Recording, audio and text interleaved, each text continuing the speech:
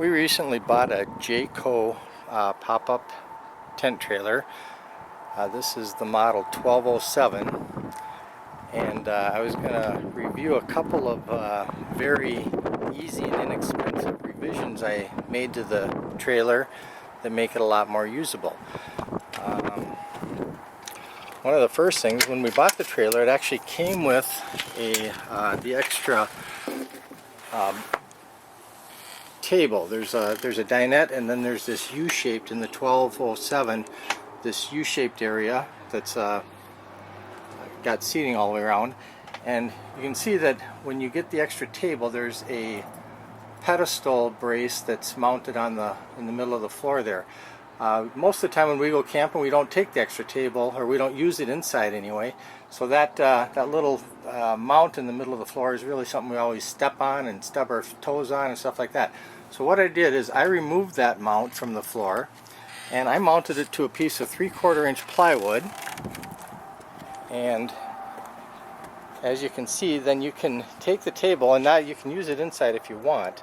But that way you can slide it in and out. It's not in one spot, and more importantly, we can just set it outside and use it outside like this too, and then it's not in our way. So that was one real simple revision I made to make that table a lot more useful. So this mount piece in here, I actually got an extra one. This is I just removed that one, so then we have that space available all the time, and it's not getting in the way. The next revision I made was in the Jayco 1207. When we got ours, maybe other models are similar, maybe they've changed it.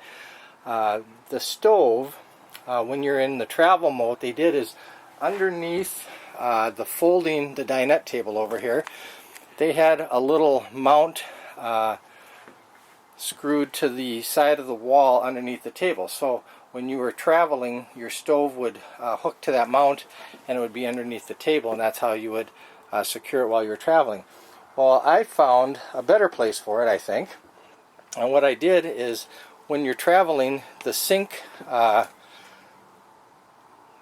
fixture here is turned upside down like you can see right now, to flatten everything out. Well, I took that mount that was underneath the dinette, and I screwed it to a piece of plywood, just a little, about a, I don't know, 3/8 inch piece, I think it is. And then I glued and screwed that piece of plywood underneath the sink area, and you can see it right there. And then I also moved, they've got a little holding, they had a little clip, and I don't even remember where that was, but you can see the filter that comes with, and we don't use the filter since we hook up to city water when we're camping. But I moved that over to that side of the underside of the cabinet, so it was out of the way. So this way, the stove, when you're traveling, is not underneath the dinette, and I'll show you why that's important in just a minute. Okay, and there you can see the stove attached to the little bracket. There's that bracket on the back of the stove that hooks to there, and that keeps it secure. And I taped down a piece of carpet underneath the stove in there, just to kind of keep it from rattling and protect the wood a little bit. So there's a little piece of carpet taped down under there. Now, the reason that was important was by removing that bracket and removing the stove from under the dinette, that gave us an option that was really helpful in utilizing space.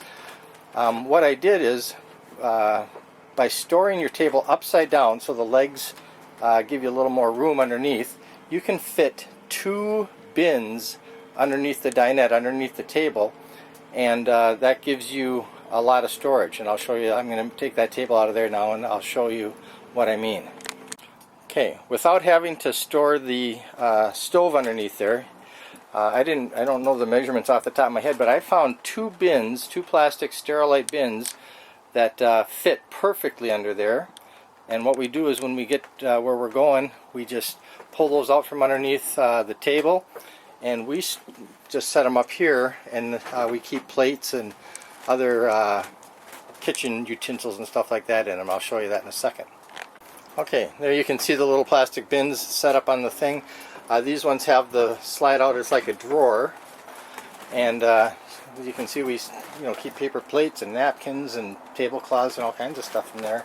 for when we're camping. So that gives us a lot of storage, and then you can also, as you can see, put stuff on top of there too. But that wouldn't have been possible previously because, well, you can see the holes down there. That's where the mount for the stove for travel mode would sit. So the stove would normally sit in between here. So that frees up that space and makes it much more usable. Two other minor things that I did, I'll just mention quickly. Right there by the corner where the door meets the kind of the side rail, I took and filed those rails. I don't know if you can see how it's a little bit shiny right there. I filed those down a little bit. They had sharp edges, and when we would collapse the camper, the canvas would catch on those edges, or it would rub on those edges, and it was wearing a hole through them. So I just took and filed them down a little bit to round them off. One other thing I did is up in all four corners, I don't know if we'll be able to see this, but there was gaps up there that, well, certainly mosquitoes and maybe some other bugs would get in if the light was shining through there. I just took a little piece of foam rubber and pushed it up in those corners. There was some actually pretty sizable gaps up there that needed to be closed up. One of the final revisions I did was after we took the camper out of storage, we noticed that we couldn't undo the bypass for the water heater when we winterized it. This is the water heater area and the bypass. The valve on the lower right, the inlet valve for the water heater, the valve broke, and you can see the valve right there. And what happened was the valve stem just broke, and it was all wobbly, and you could turn it, but the valve, the ball inside, would not turn. And I called Jayco, it's still under warranty, and they said if it had to do with winterizing, that they considered that an act of God and they weren't going to replace the valve. So I went to our local Fleet Farm. It's a kind of a home store, and I bought a valve. This is PEX tubing, that's the other challenge, but I bought, you can see that valve with the little red handle on it, and that's a PEX valve. It's a half-inch valve, or no, a 3/8 inch I think it was, but anyway, and what I had to do is see, you can see that those connectors are called shark bite connectors, and those are kind of a challenge to get off. I had to use a small bolt cutter and a pliers, and you got to be careful so you don't break the plastic connectors on that, but you can get those off. And then to get the PEX tube, to get that off of the connectors, I just used a heat gun on a low setting and just warmed it up a little bit, and then those PEX tubes slide right off very easily.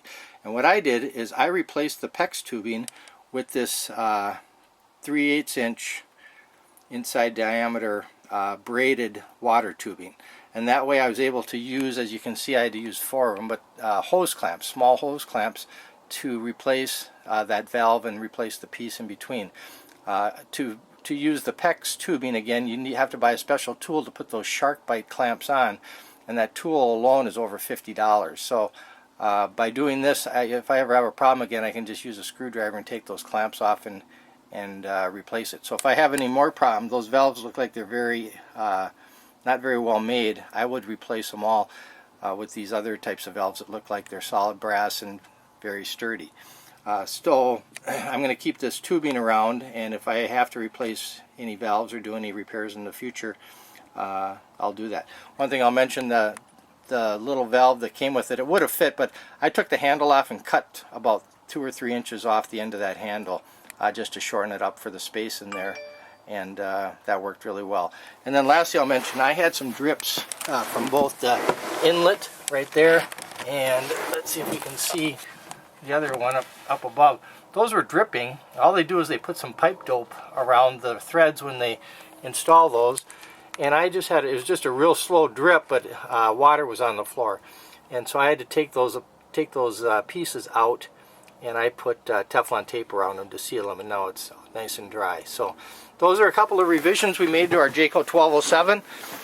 Again, I don't know if the new 1207s are still doing it the same way, but there's some ideas that might help you utilize the space in your camper a little bit more efficiently.